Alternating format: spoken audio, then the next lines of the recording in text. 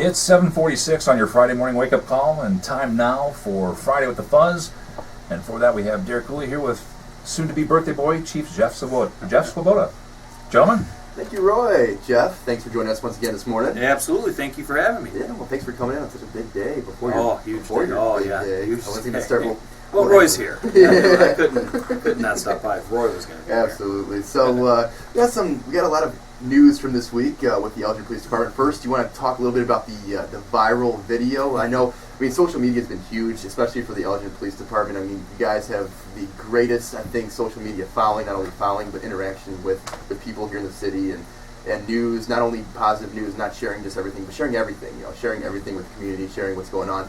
But you have Sergeant Ken Ericson, who is being videotaped, not knowingly being videotaped, but it was videotaped talking to a group of adolescents that hang out at the, was it the Taco Bell? Yeah, up there on South Street. And that video went viral, and it's an extremely positive video.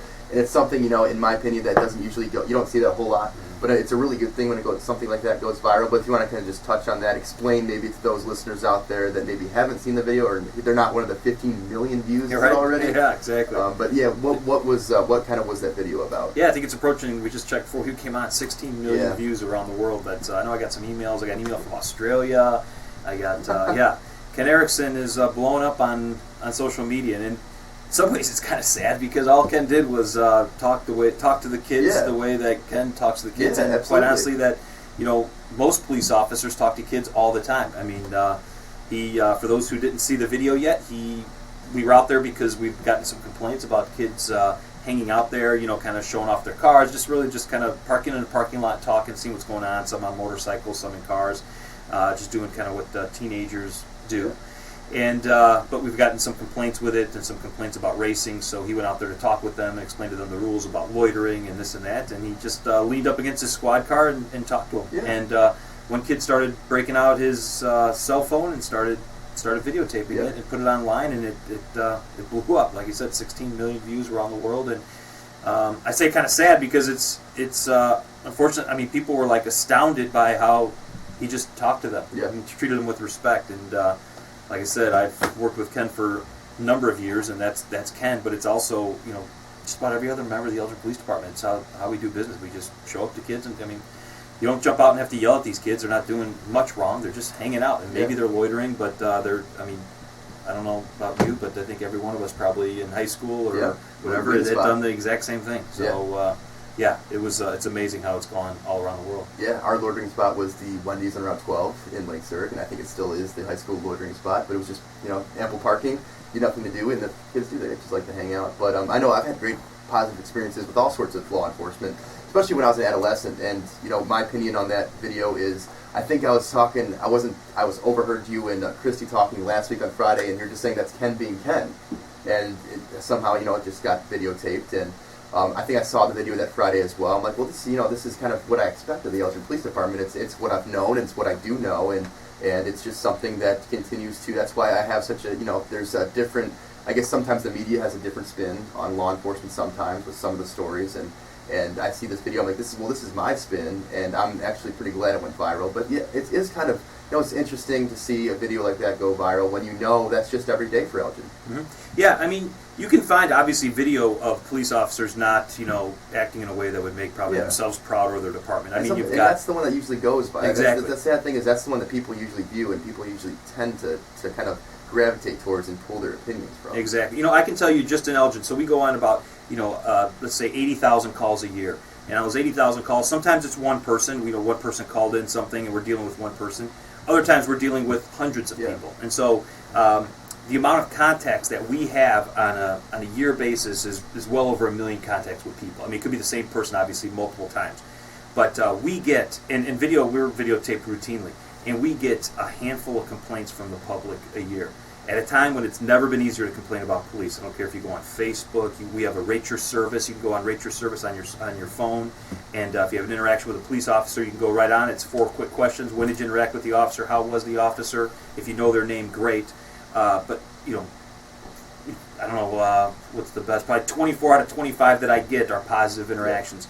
And so we have, again, hundreds of thousands of interactions with people, a handful of complaints, and it's because, the officers and I think around the world, but Elgin specifically, does it right almost all the time, because we're human. We're not going to do it right all the time. And sometimes I might have a bad day and say something that, okay, I probably shouldn't have said it that way, or okay, I was probably a little short with that person. So that happens. But like I said, this is proud of Ken. But if Ken was in sales for cell phones, he would be an amazing communicator, and he would treat people with respect. If if Ken was delivering pizzas, he'd show up at your door and smile and say, "Hey, how are you?" and give you your pizza, and then he'd probably try to hug you after he gave you the pizza. But we hire great people, and then we train them to be police officers. And so I think that's where I think we really excel here in Elgin. It's the officers. I mean, they're just fantastic people. And you see officers from the Elgin Police Department, and I tell people that I know all the time, and I'm not from Elgin, I don't live in Elgin, but I tell, even my parents, I like to tell my parents about, just the city of Elgin in general. I tell them, well, all these police officers, they always go, and we've got, this guy's going to St. Charles to run St. Charles, this guy's going to Lakewood to run Lakewood. And so you see that also on, not only with like a video like this and acts like this, but other police departments come in and look at what Elgin does. So you see it also, and I see it, and I guess the average citizen does see it when Elgin police officers go and do bigger and better things at bigger places and run different places, smaller towns, and are put in management positions just because they from the Elgin Police Department. Yeah, and I'm blessed to be running the organization right now at this time. But I got to tell you, it's the people who were the role models for us when we were coming up as officers. They taught us how to talk with people, and so I look at Lieutenant Paul McCurtain. He was one of my role models when I was coming through the department, and looked at him and saw how he treated people and how he spoke with people. And you go on and on for Deputy Chief Dar. I mean, there are so many people that were able to go out there.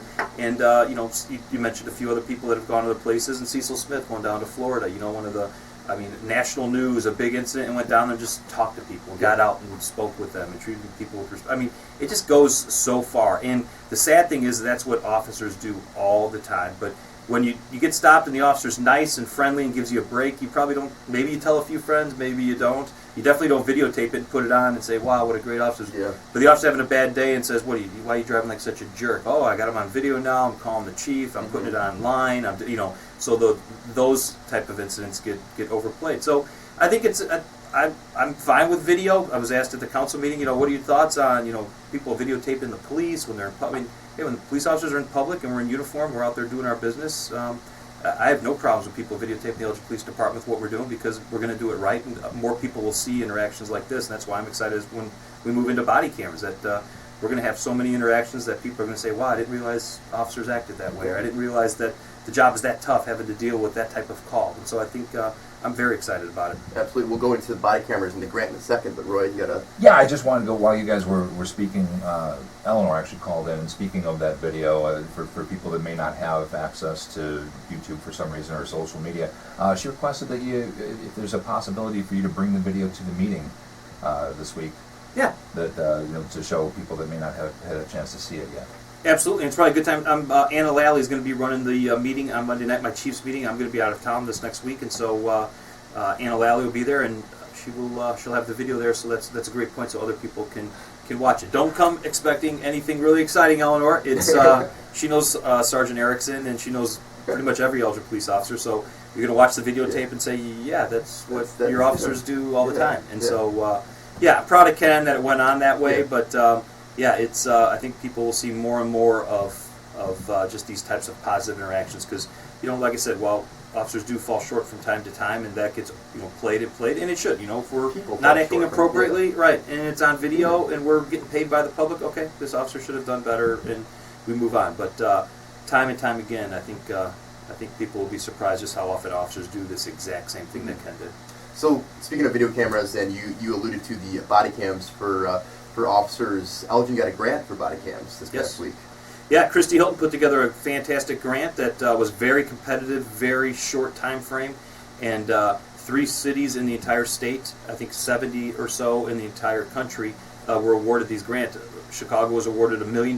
We were awarded $250,000, and I think it was Lake County Sheriff's Office awarded $70-something thousand. So it's it's unbelievable that we were able to get this grant, the quick turnaround, and just shows the quality of the work that Christy put into it. But it's a matching grant. It's very expensive. Talked about it at the council, so it's $250,000 grant, but it's matched then by another $250,000, and we'll be able to get a entire body camera system up and running, because the cameras themselves are one thing. It's the back end, it's the storage, It's when people want to FOIA it and see what FOIA, when I say that, Freedom of Information Act. So if somebody wants to see what happened on a certain call, they can ask for a copy of the video. Now the law has kind of restricted that a little bit, but I won't go into too much detail with it. But it's going to be very labor intensive on the back end with how to store that, how to get it out, how to let the prosecutors get a copy of it. So it's going to be expensive, and but I think it's very important. The council unanimously, or I think they just talked about it. I don't know if they did anything more. We just did a presentation on it at the council meeting.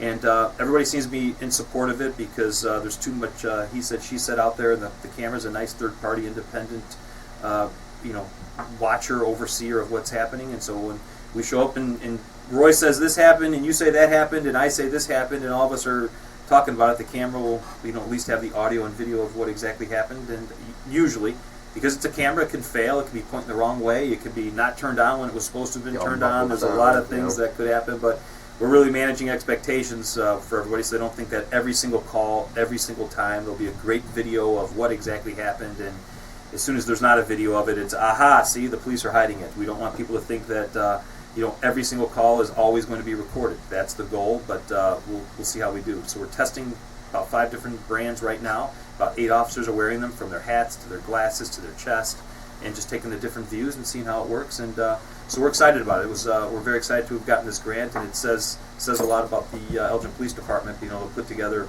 the grant, because part of it was, what are you already doing with technology? They didn't want to dump technology into a place that's not using technology, give them grant money, and have them not understand technology, have them not be able to put together a program. But we're already doing so much, whether it's the Real-Time Information Center, all the things we're doing online, leads online. We've got a lot of technological suites within the police department that we use.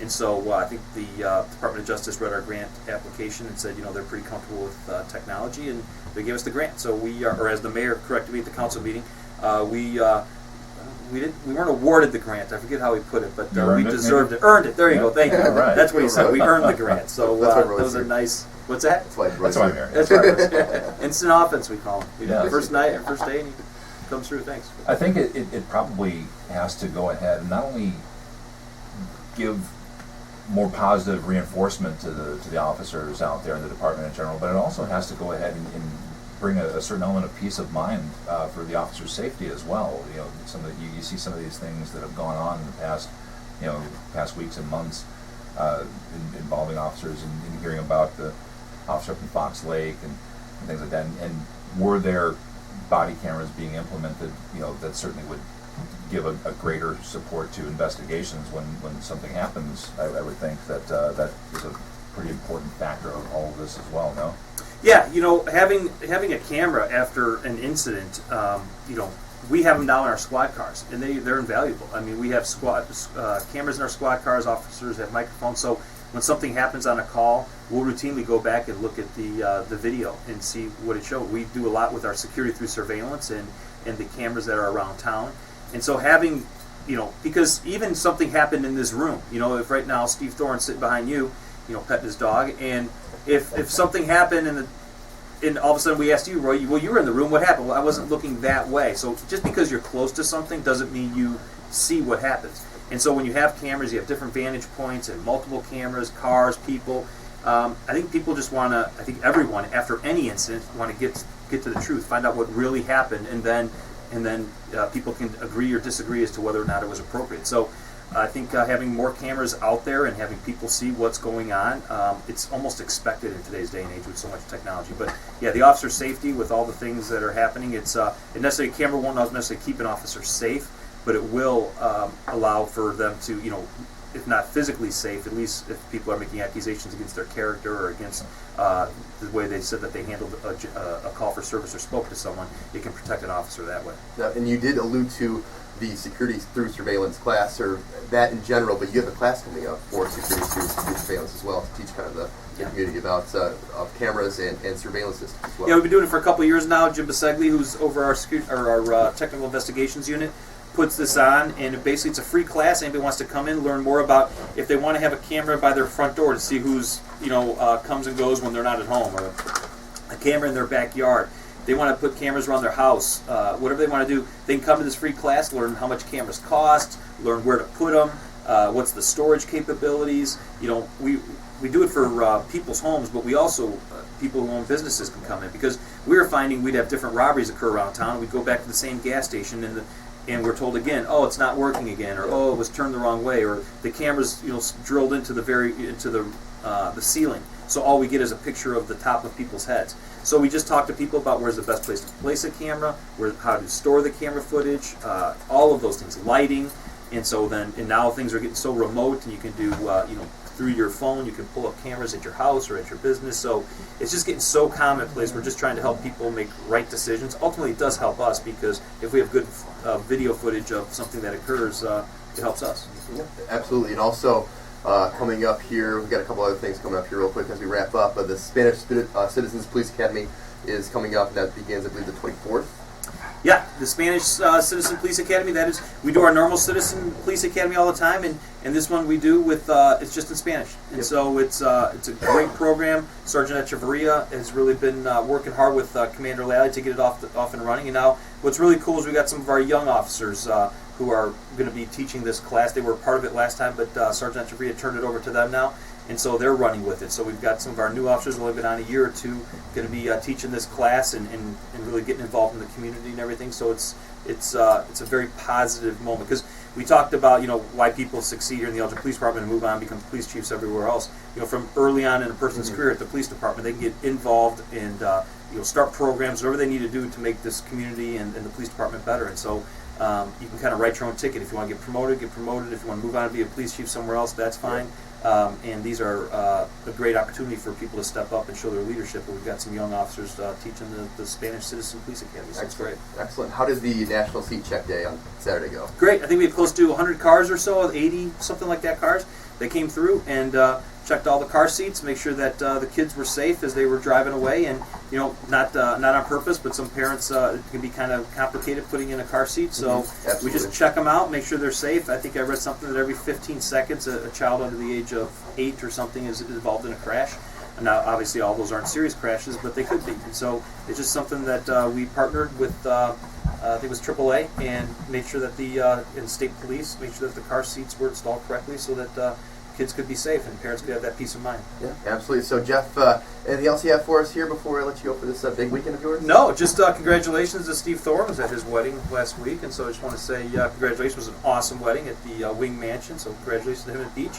But also a big thank you to the senior center, and Minnie over there put together a surprise birthday party for me yesterday, and I walked in thinking I was going to a meeting, and had 200 people there singing happy birthdays. I walked in, and it was officers there, family there. It was just awesome, and really, really touching for me to have all the balloons and the cards, and she put together a video for me, and the speeches that people got up, and again, thanking me for all I've done. It's just weird to have people, who are just, the salt of the earth people who are, have been a part of this community thanking me, and it's like, it was very, very touching for me, and I just want to say thank you to all the officers that were there. As I told that group, it's like I said, I'm lucky enough to be leading this organization, but the credit goes to the men and women who day in, day out just do a great job for this community, the police officers and the civilians who work for the Elgin Police Department. But Senior Services has a big place in my heart, and I want to say thank you to all of them and all the gifts and everything. It was just a fantastic day. So thank you, Minnie and Senior Services. All right. Well, thanks, Jeff, and happy birthday to you tomorrow.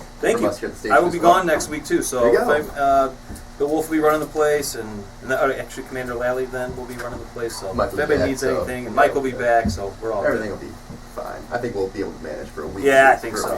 I'll be back for the radio show. All right, that's good. Well, that's all that really. That's right. That's all that matters. Well, Jeff, thanks for joining us once again, and you have yourself a great weekend and a great week. Thank you, guys, and thanks for having me, everyone. Great to see you again. Likewise, Chief. You're listening to WRMN 1410 AM in Elgin.